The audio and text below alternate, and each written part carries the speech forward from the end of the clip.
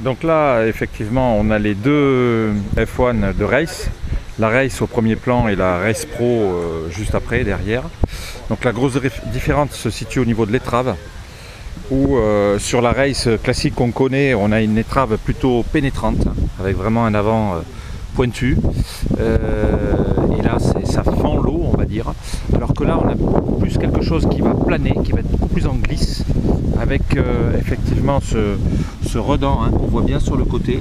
Ça, c'est un peu la grosse innovation, et c'est une planche, c'est un paddle qui est excellent en termes de glisse. On est plus sur du planning. Déjà, il faut avoir un bon petit niveau pour pouvoir prendre de l'accélération, parce que ça se passe plutôt déjà à une bonne vitesse. Et là, on a un paddle plus planant, et donc au niveau il n'y a pas de pénétration de l'eau, on est vraiment sur de la glisse. Et cet avant est vraiment génial, parce que ça permet d'avoir quelque chose qui est très fluide, et des sensations de stabilité qui sont incroyables. Également des différences de poids entre les deux Race Pro et Race.